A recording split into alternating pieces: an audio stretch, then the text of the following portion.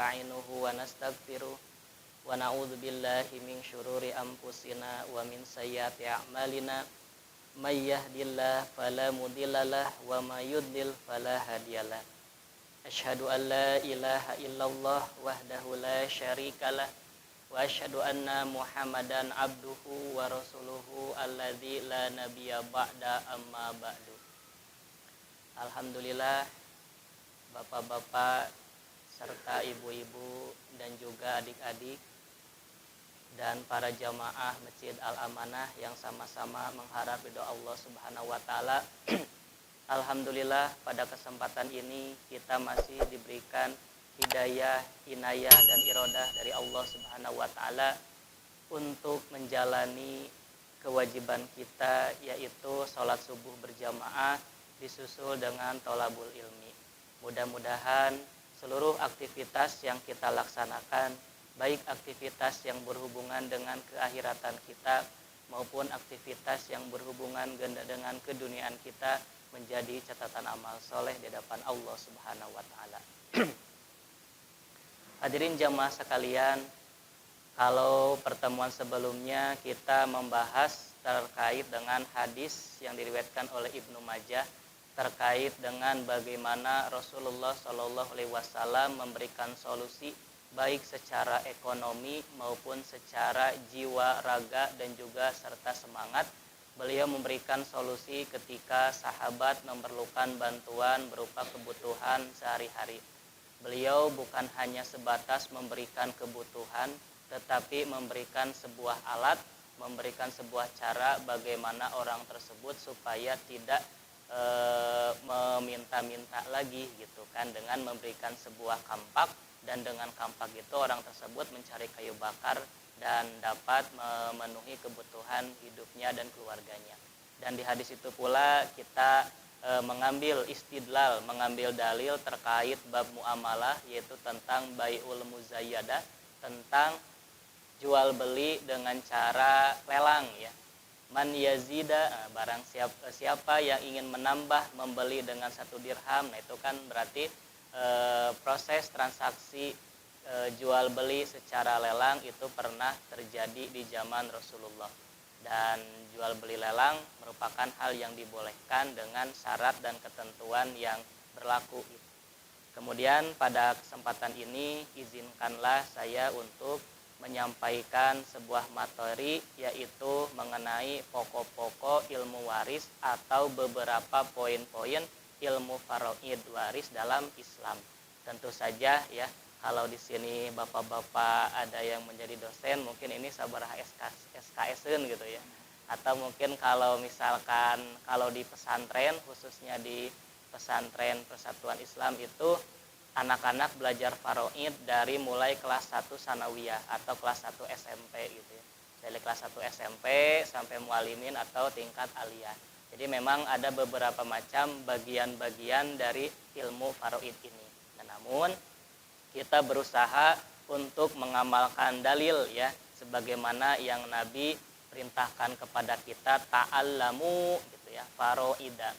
Yaitu belajarlah kalian ilmu faraid. Jadi kewajiban kita itu adalah menuntut ilmu. Adapun paham tidak paham, pintar atau tidaknya itu urusan Allah. Bukankah kita senantiasa berdoa, Robbi zidni ilman warzuqni fahman. Jadi pada hakikatnya yang menambah ilmu, yang menambah memberikan rezeki pemahaman itu adalah Allah. Sehingga pada hakikatnya kita berkewajiban hanya menuntut ilmu ya. Adapun nanti hasilnya maka itu adalah urusan Allah, karena yang menjadi amal soleh kita adalah menuntut ilmunya. Adapun paham tidak pahamnya itu kita serahkan kepada Allah, karena tidak ada orang yang tidak paham berdosa ya. Karena yang berdosa itu menuntut ilmu atau menuntut ilmu. Yang paham mendapatkan pahala belum tentu gitu ya. Karena mendapatkan pahala itu apabila dipraktekkan atau diamalkan ilmu tersebut. Maka jelas tugas kita itu adalah menuntut ilmunya. Adapun terkait dengan ilmu faraid, ya, di sini saya memberikan sebuah makalahnya, mungkin hampir ada 9 halaman ya. 9 halaman. Insya Allah dengan izin Allah, kalau misalkan cukup waktunya mungkin sampai selesai, apabila tidak mungkin bisa dibagi dengan pertemuan berikutnya. Kalau kita merujuk kepada pengertian dari ilmu faraid itu, di sini tertulis ilmu artinya sebuah pengetahuan. Al ilmu yang kasyifu, ilmu itu dapat menyingkap sesuatu yang asalnya tidak jelas menjadi jelas. Dengan ilmu maka seseorang dapat mengetahui jalan yang mudah untuk kembali ke mudahnya. Jadi ilmu itu adalah sesuatu yang dapat membuat manusia melaksanakan kehidupan dengan mudah gitu ya. Itu dengan ilmu. Sedangkan faraid itu bentuk jamak dari kata faridoh. Jadi faridoh itu adalah bagian-bagian.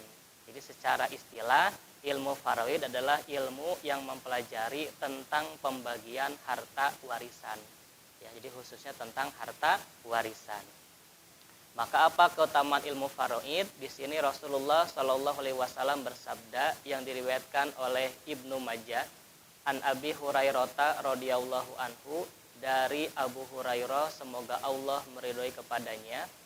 Qala, beliau berkata, qala Rasulullah Shallallahu Alaihi Wasallam, Rasulullah Shallallahu Alaihi Wasallam bersabda, ya Aba Hurairah, wahai Abu Hurairah, ta'allamu. Nah, di sini ada bentuk perintah. Ta'allamu, pelajarilah al-faraidu, ilmu faraid, ilmu tentang bagian waris. Wa'allimuha, dan ajarkanlah. Fa'innahu, karena sesungguhnya ilmu faraid itu nisful ilmi, merupakan setengah dari ilmu. Wa huwa yungsa, dan ilmu faraid itu akan dilupakan. Wahwa awalu syai'i, dan ilmu faraid itu adalah ilmu yang pertama kali yunza'u, dicabut, min ummati, dari umatku.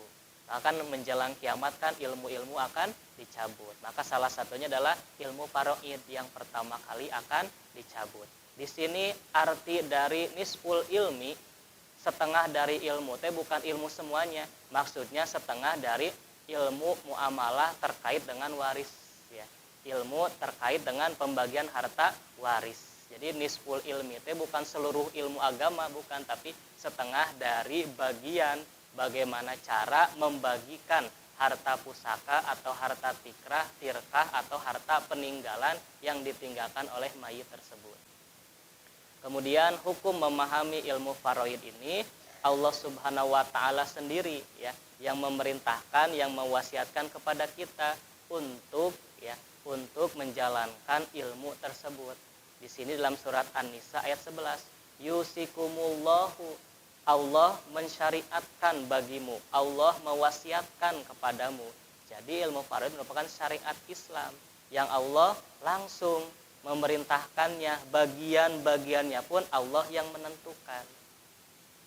Yusikumullahu, Allah mewasiatkan kepada kalian, Allah mensyariatkan kepada kalian, fi auladikum, tentang pembagian harta pusaka atau tentang pembagian harta waris, auladikum, anak-anakmu.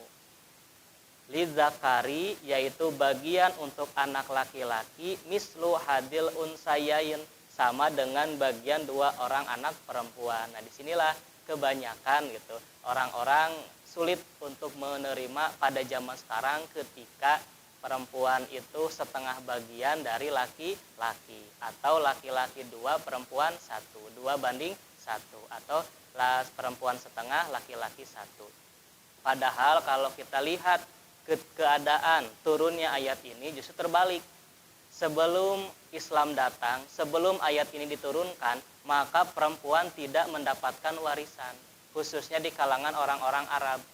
Perempuan itu tidak mendapatkan warisan. Warisan itu hanya diwarisi oleh anak laki-lakinya yang sudah dewasa, yang mampu menunggang kuda, yang mampu berperang dan mengambil harta ghanimah. Sedangkan perempuan, ibunya, kemudian anak yang masih kecil itu tidak mendapatkan warisan sebelum Islam datang, sebelum ayat ini datang. Termasuk pada negara-negara lain pada waktu itu, kerajaan-kerajaan yang lain, agama-agama yang lain mungkin, ketika tidak menyebutkan bagian dari perempuan. Justru ketika ayat diturunkan, mereka langsung terkejut. Wah, kenapa ini perempuan mendapatkan warisan? Maka di sini Islam sangat memperhatikan bagaimana hak-hak perempuan. Sampai Allah langsung yang memberikan takaran atau memberikan ukuran untuk perempuan. Masalah perempuan dan yang lainnya.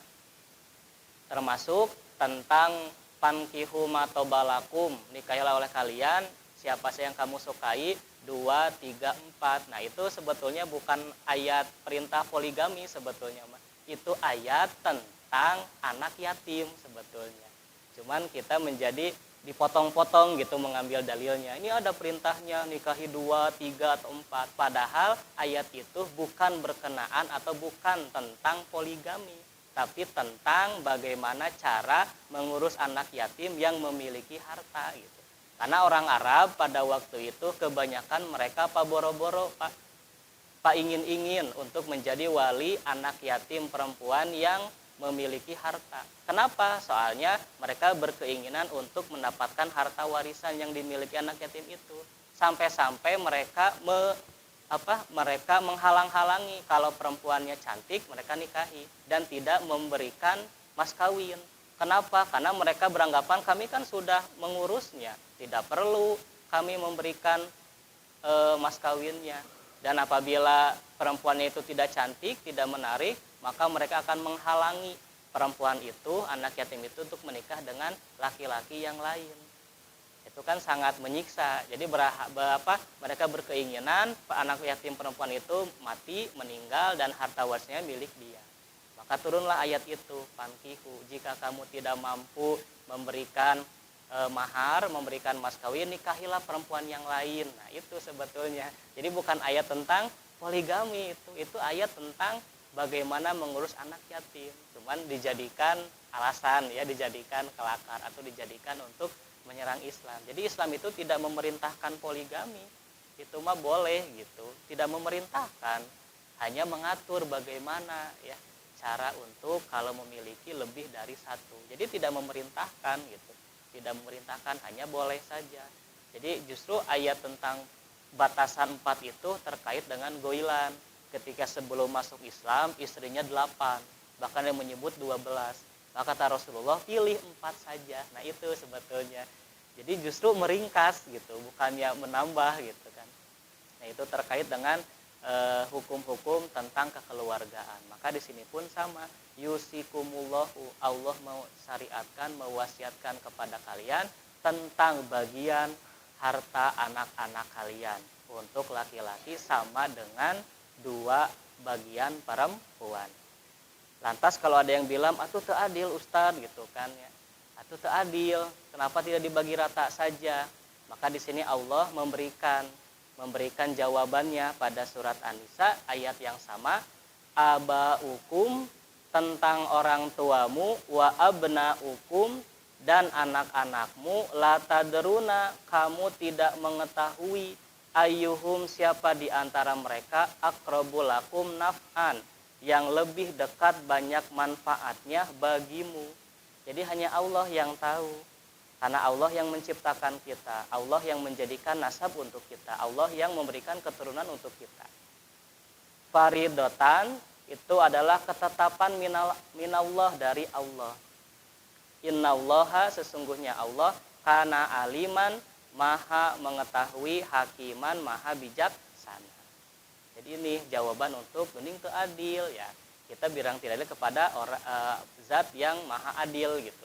Karena segala sesuatunya ini Allah yang telah langsung membagikan ini bagiannya segini, ini bagian segini. Dalam surat An-Nisa, mulai dari ayat 8 kalau kita terkait dengan hukum waris. Dan An-Nisa ayat terakhir pun 170-an itu terkait dengan hukum waris juga. Jadi dalam surat An-Nisa. Maka di sini Allah menetapkan tilka hududullah. Itulah hukum-hukum ketentuan dari Allah. Wa may yuti'illaha, barang siapa yang taat kepada Allah, wa rasulahu, dan rasulnya, yudhilhu jannatin, Allah akan memasukkannya ke surga. tajri min tahtihal anhar, yang mengalir di bawahnya sungai-sungai. Khalidina fiha, mereka kekal di dalamnya. Wadzalika, dan itulah fauzul azim, suatu karunia atau kemenangan yang besar. Lantas bagaimana kasusnya kalau misalkan ada dua kakak beradik, perempuan laki-laki ya, mereka sama-sama ridho atau bagi rata gitu kan. Nah maka tetap Ustaz gimana boleh tidak, tetap hukumnya mengikuti ketentuan dari Allah, tetap bagiannya 2:1. Jadi kalau lebih bagusnya itu dibagikan saja sesuai dengan ketentuan Allah. Setelah dibagikan ketok palu, maka silahkan.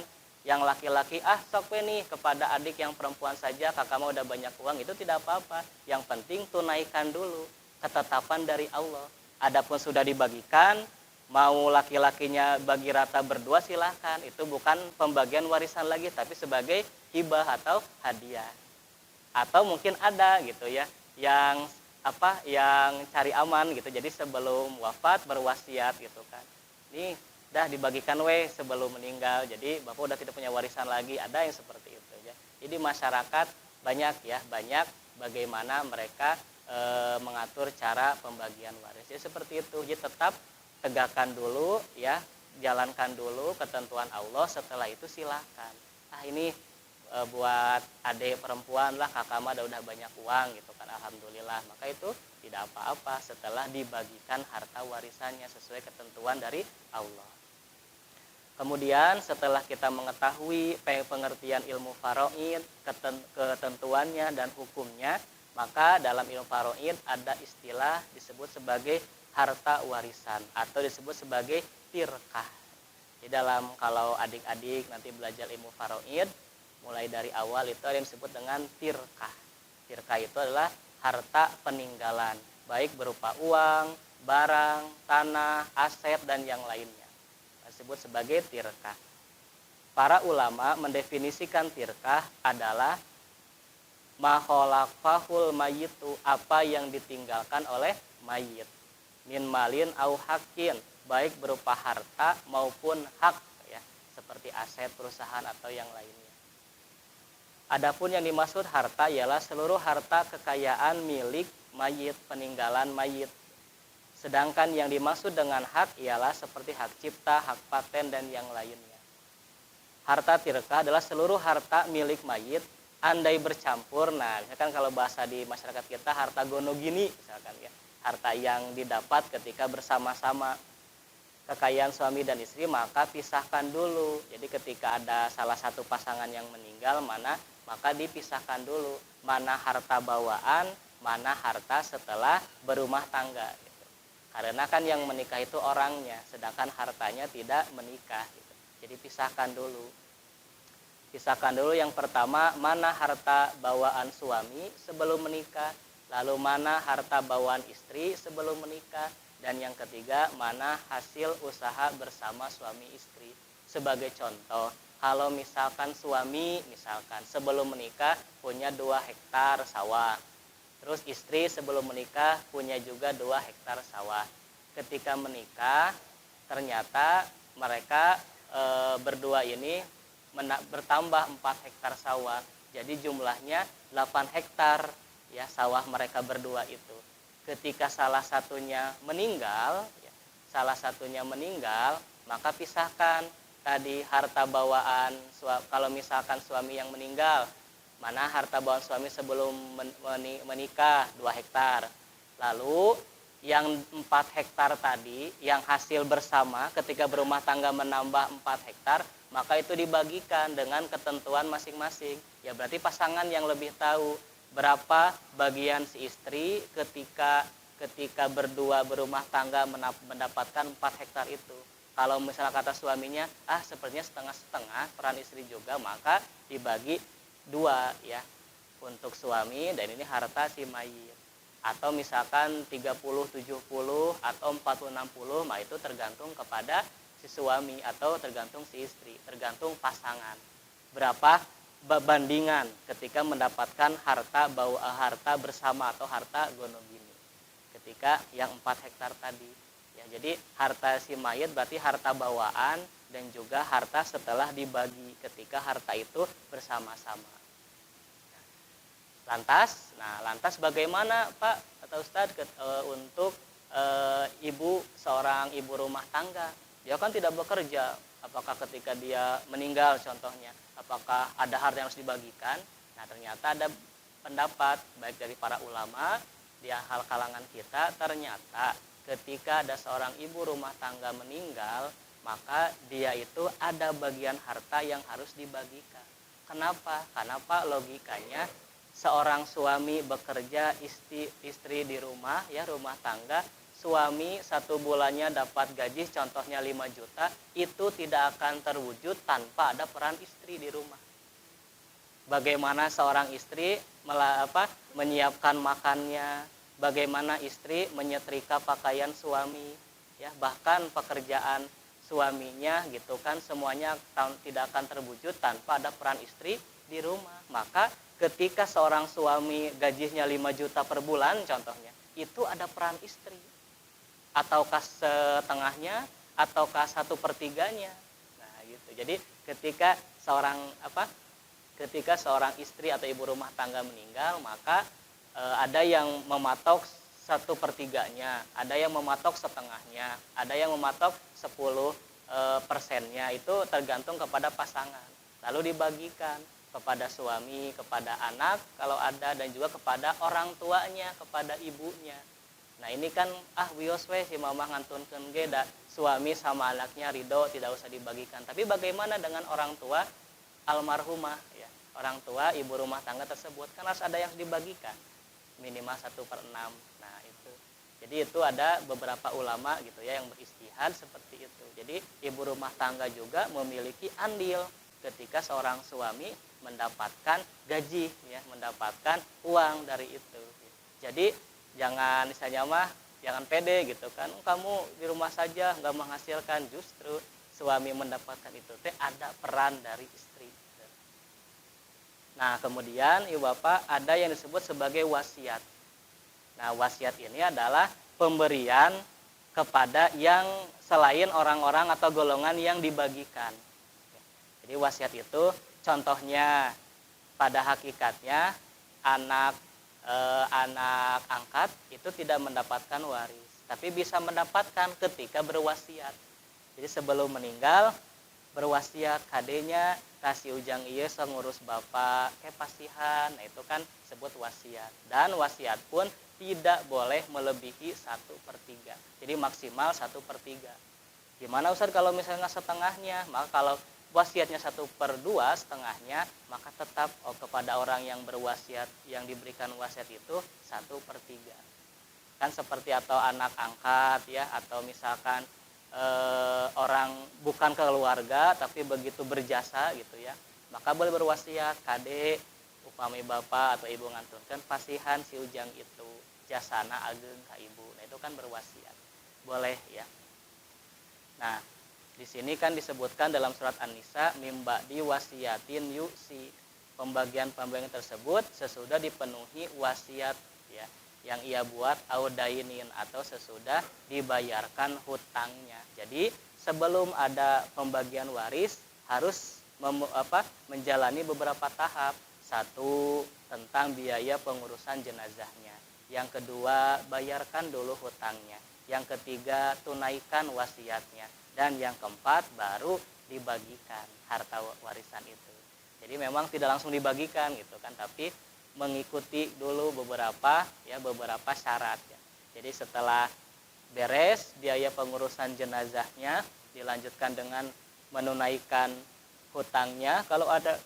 Setelah hutangnya beres, wasiatnya. Setelah wasiat beres, maka dibagikan hartanya. Dan wasiat itu tidak boleh terhadap ahli waris justru gitu ya. Kepada selain ahli waris, kecuali kedua orang tua. Kepada kedua orang tua itu diperbolehkan memberikan wasiat. Jadi pada hakikatnya kalau mayit itu punya anak, maka kan ibu itu mendapatkan 1/6.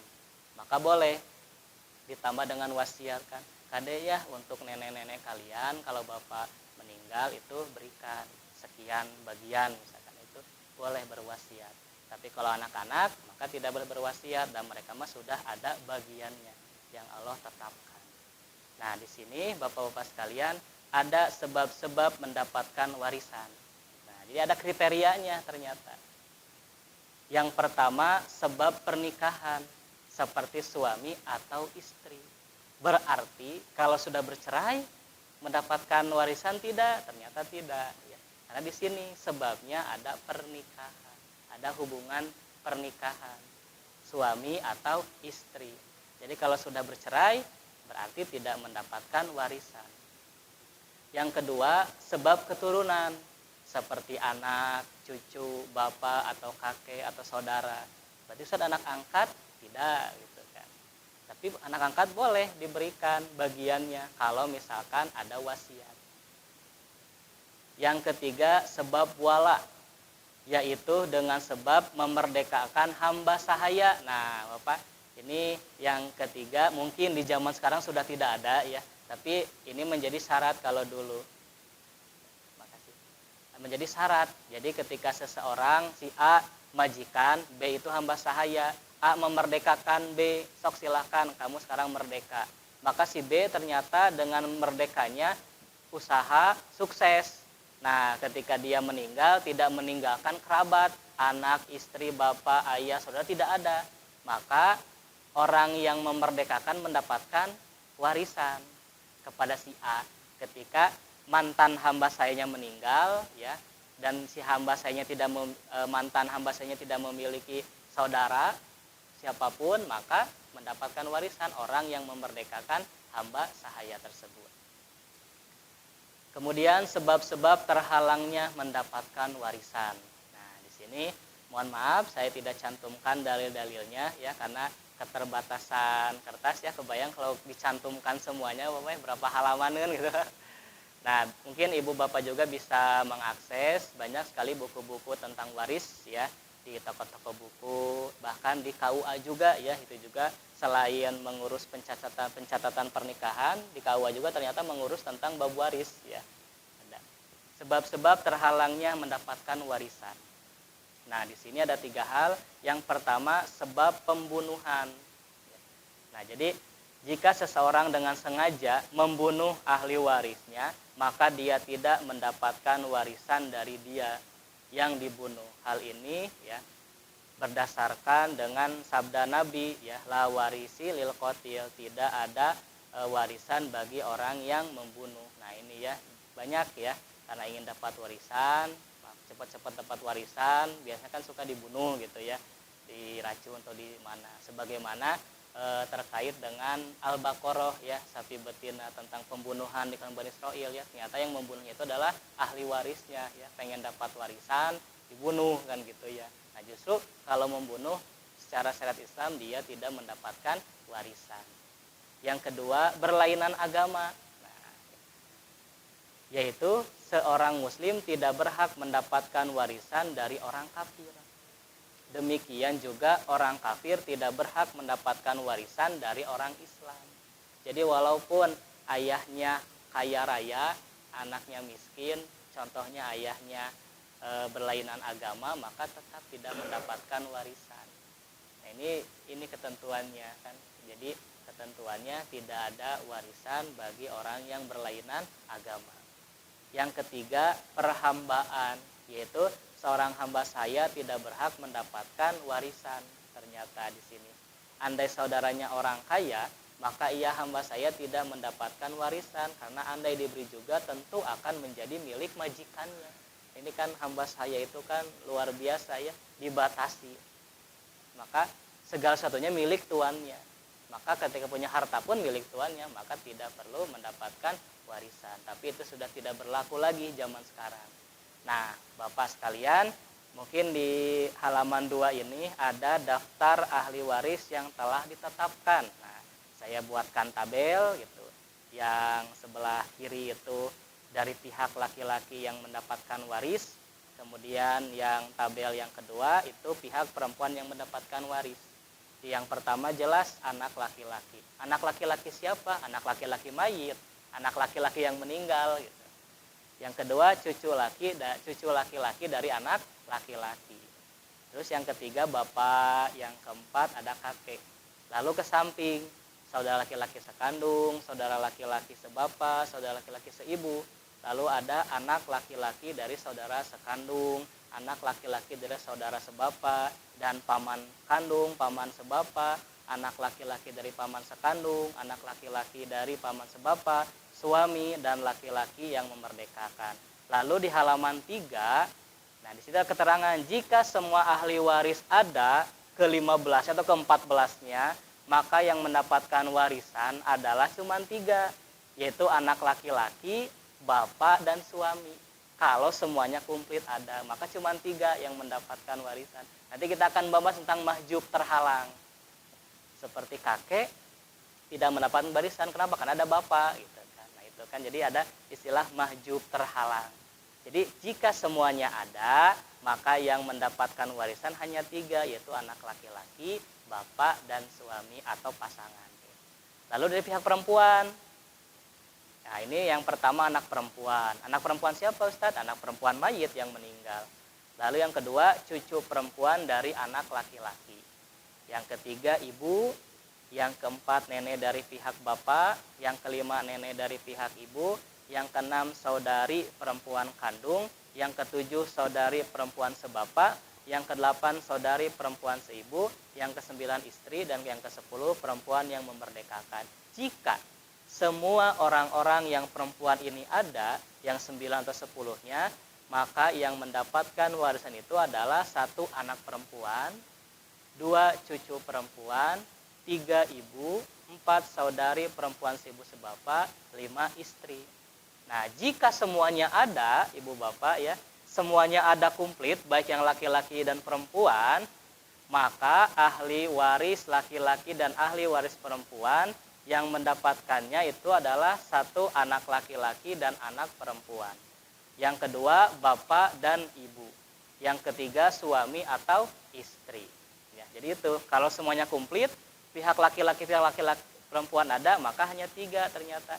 1 anak laki-laki dan anak perempuan, 2 bapak dan ibu, 3 suami atau istri. Nah itu. Jadi ditampilkan supaya lebih mudah ibu bapak sekalian. Kemudian nah ini ada yang disebut dengan hijab. Nah kenapa kan tadi kenapa Ustaz ketika komplit ternyata hanya 3 dari pihak laki-laki yang mendapatkan, karena ada istilah hijab gitu. Jadi hijab itu kan terhalang gitu ya. Ibu-ibu mengenakan hijab gitu kan, itu kan untuk menghalangi aurat dari pandangan. Maka disebut dengan hijab. Hijab menurut bahasa artinya tertutup atau terhalang. Sedangkan menurut istilah adalah terhalangnya ahli waris dari mendapatkan warisan. Baik secara total atau sebagian, karena ada ahli waris lain yang lebih berhak mendapatkan warisan. Nah, ahli waris yang tidak mungkin terhijab nih, tidak mungkin, yaitu bapak, ibu, anak laki-laki, anak perempuan, suami atau istri. Itu yang tidak mungkin terhijab. Jadi, kalau misalkan seseorang meninggal, hartanya banyak, punya anak, masih bayi, laki-laki, maka saudara-saudaranya yang banyak itu tidak mendapatkan warisan. Kenapa? Karena ada laki-laki, meskipun masih bayi gitu ya. So, istrinya dapat bagian, orang tuanya dapat bagian, saudara-saudaranya tidak. Kalau ada anak laki-laki. Nah, di sini ada keterangan untuk memudahkan kita tentang daftar ahli waris laki-laki yang terhijab. Nah, mungkin ini bisa dibaca oleh bapak sekalian terkait cucu laki-laki terhalang oleh anak laki-laki. Nah, mungkin ada pertanyaan, Ustadz, gimana kalau kasusnya seseorang meninggal punya anak 3 misalkan, 3-tiganya laki-laki. Ternyata anak yang pertama itu dia punya anak, berarti cucu ya, punya anak tapi putra yang pertama meninggal sebelum si ayahnya meninggal gitu. Jadi ada ini ya. Ada apa? Nah, itu kan jadi ketika ada seseorang orang tua meninggal punya anak 3 dan ternyata anak yang pertama itu meninggal sebelum si ayahnya meninggal dan dia ternyata punya anak, berarti kan cucu ya, cucu. Nah, berarti secara perhitungan memang terhijab cucu laki-laki ini meskipun yang adanya itu bukan ayahnya. Dia tidak bisa menggantikan ayahnya secara perhitungan. Namun Allah telah memberikan lampu hijau, yaitu dalam surat An-Nisa ayat 8. Ya, mungkin tidak ada, bisa 8. Idza hadoro, apabila telah hadir kaum kerabat, wal yatama dan anak yatim, maka berikanlah mereka. Atau bisa juga si kakeknya berwasiat, kade jang nuduan ieu teh engke pasihan halo marane gitu kan bagiannya. Itu bisa dengan memberikan wasiat. Ya. Bapana atau lanceuk mana teh kan terus ngantunkeun tah pasihan kanggo cucu, kanggo anakna atau cucu abdi. Nah, itu nggak apa-apa dengan jalan wasiat. Jadi cucu yang terhalang tadi bisa mendapatkan warisan dengan cara diberikan hadiah oleh paman-pamannya, ya anak-anak yang meninggal. Yang kedua dengan cara jalan wasiat. Jadi sudah ada lampu hijau meskipun terhalang, tapi tidak menutup kemungkinan untuk mendapatkan warisan. Maka kenapa ada istilah wasiat gitu. Ada istilah tadi dalam surat An-Nisa 8. Berikan kaum kerabat atau anak-anak yatim gitu kan. Masuk anak yatim, anak yatim di antara kalangan kalian yang mungkin saja dia terhijab atau terhalang. Maka ketika dia terhijab, maka adakan wasiat. Kalau tidak berwasiat, maka berikanlah sebagai hibah atau sebagai sedekah. Nah, itu dalam surat An-Nisa ayat 8.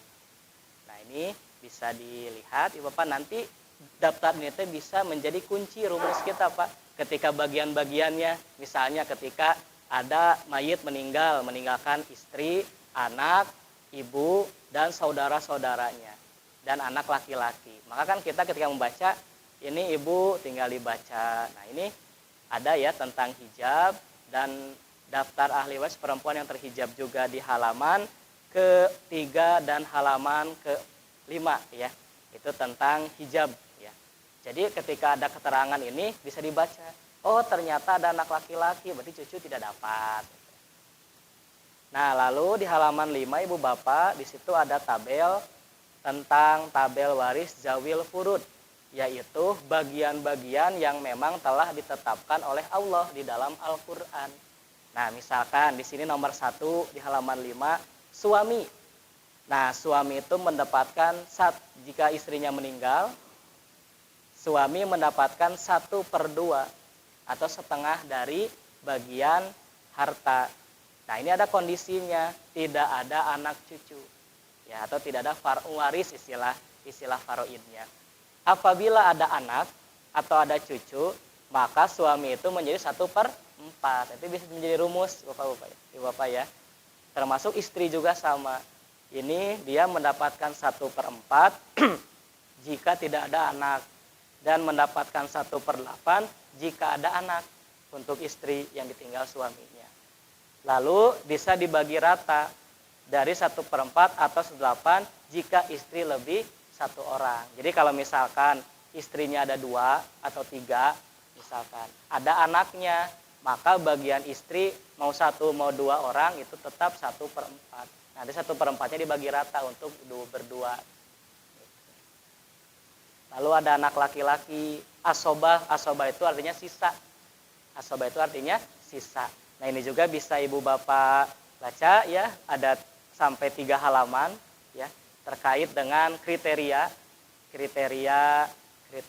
dari ketentuan ilmu waris yang ditetapkan, yaitu zawil furud.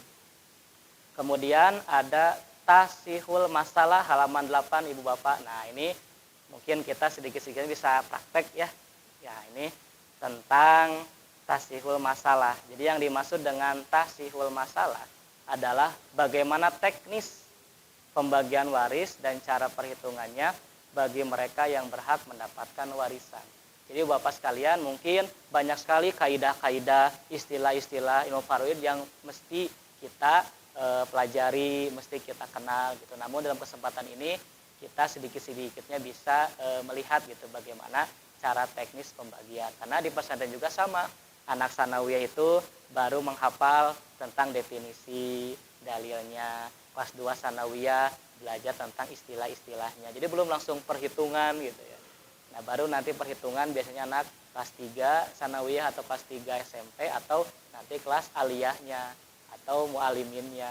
Nah, atau SMA-nya gitu kalau di kita mah, tentang pembagian ilmu waris. Jadi mungkin banyak sekali ya, namun karena keterbatasan waktu dan yang lainnya kita coba ya untuk mengetahui bagaimana sih caranya pembagian waris ini.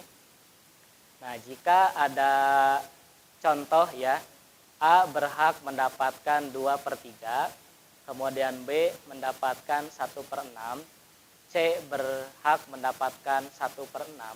Jadi bagian-bagian ini Bapak udah ada di Al-Quran ya, tentang 1/6, 1/8, 2/3, 1/3, 1/2, semuanya memang ada di Al-Quran. Termasuk kondisinya pun sama, ada di dalam Al-Quran, khususnya dalam surat An-Nisa. Bisa dibaca di ayat ke-9 permulaannya itu, tentang bagian-bagian waris.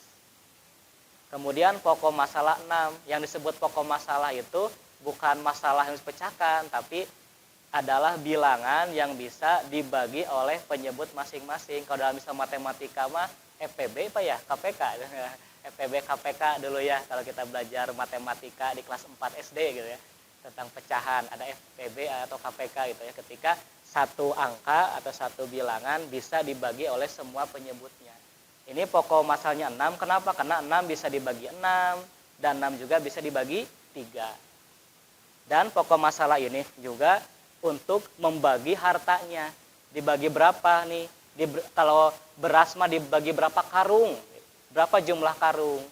Ketika karung sudah dikarung-karungkan gitu ya, beras dikarung-karungkan, maka tinggal dibagikan nanti sesuai dengan bagiannya. Nah, beberapa contoh kasus misalkan. Saya langsung ke sini apa ya?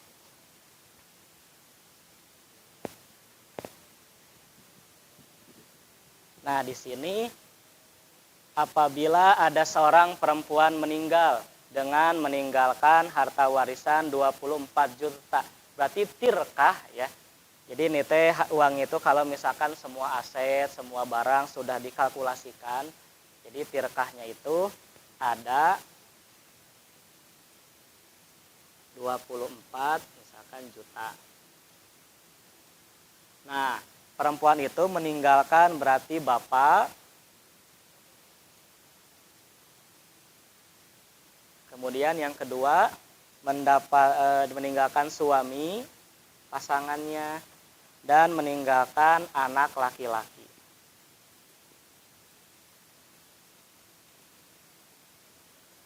Nah, kalau seperti ini kita lihat berarti tabel yang bagian tadi Bapak. Coba Bapak berapa ya? Nah, gitu kan. Nah, di sini ada ayah tuh. 1/6 jika ada anak laki-laki atau cucu laki-laki. 1/6 dan sisa ada anak perempuan atau cucu perempuan. Terus 2/3 ahli waris hanya ayah dan ibu. Maka Bapak kalau kita lihat kriteria di sini, maka kira-kira ayah ini mendapatkan yang mana? 1/6 ya. Nah ini ya sesuai dengan di sini tabel di sini berarti Bapak di sini mendapatkan bagian 1/6. Kemudian suami, nah suami itu kan di tabel nomor 1 ya. Nah suami itu mendapatkan 1/2 jika tidak ada anak dan cucu dan mendapatkan 1/4 jika ada anak cucu. Nah di sini kira-kira ada anak atau tidak ada Pak? Ada, berarti berapa Bu? 1/4 ya, berarti 1/4.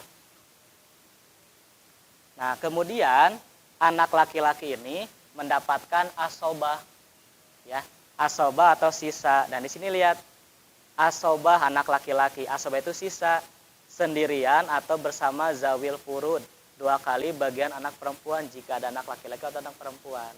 Maka dia mendapatkan asobah anak laki-laki itu. Nah kemudian ibu bapak kira-kira pokok masalahnya berapa? Atau bilangan yang bisa dibagi 6 dan 4 atau FPB-KPK-nya? 12 ya Bapak ya? Maka 12, maka bisa ditulis dulu di sini. Pokok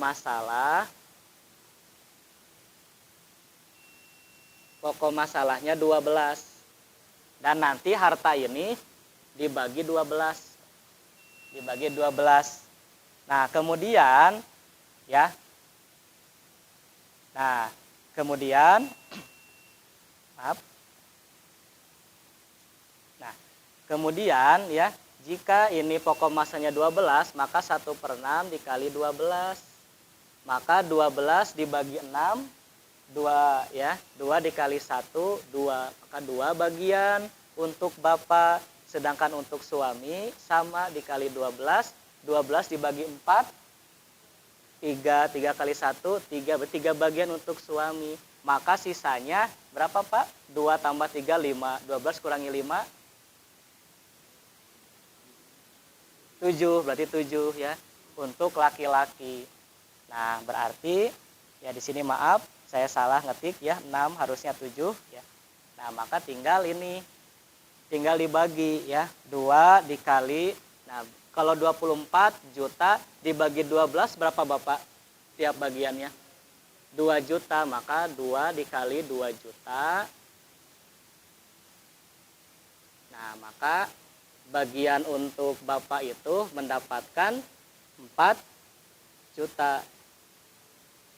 Kalau untuk suami dikali 2 juta mendapatkan 6 juta. Sisanya, nah tinggal berapa juta Ibu Pak?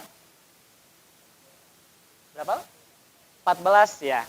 Nah, dikali 2 juta, maka hasilnya 14 juta.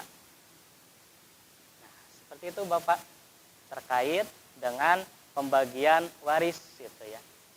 Nah, mungkin di sini juga banyak ya contoh kasus ya. Jadi ibu bapak sekalian, apabila ada anak laki-laki, maka semua seperti paman, saudara itu sudah tidak mendapatkan warisan. Kalau sudah ada anak laki-laki. Kalau ada perempuan, anak perempuan, nah maka kasusnya seperti yang kedua ya. Meninggalkan istri, anak perempuan, ibu dan saudara perempuan sekandung ya. Maka di sini istri mendapatkan 1/8. Kenapa? Kada anak-anak. Ya. Lalu yang kedua anak perempuan mendapatkan 1/2 atau setengah harta. Kalau anak perempuannya lebih dari 1, maka 2/3. Dan ibu mendapatkan 1/6 dan saudara perempuan sekandungnya mendapatkan sisa. Nah, itu Bapak sekalian tentang salah satu contoh dari pembagian waris secara garis besarnya. Tentu saja di lapangan mungkin kita akan banyak ya mendapatkan misalnya masalah-masalah atau solusi-solusi, dan itu insya Allah akan bisa ya lebih detailnya lagi ketika memang berhadapan langsung dengan pihak KUA mungkin yang bisa kita minta keterangannya atau kepada orang yang memang tahu terkait dengan pembagian warisan ini. Baik Ibu Bapak sekalian, karena waktu sudah 60 menit ya, sudah 1 jam, mungkin sekian dari saya. Mohon maaf apabila banyak keterbatasan, baik keterbatasan pengetahuan, kemampuan, waktu dan yang lainnya. Mudah-mudahan kita bisa menggali lagi akan ilmu faraid ini sebagai wasiat dari Allah Subhanahu wa taala untuk kita semua. Tutup saja dengan doa, Rabbana atina fid dunya hasanah wa fil akhirati hasanah wa qina adzabannar. Aqulu qouli hada wastaghfiruha li wa lakum. Wassalamualaikum warahmatullahi wabarakatuh.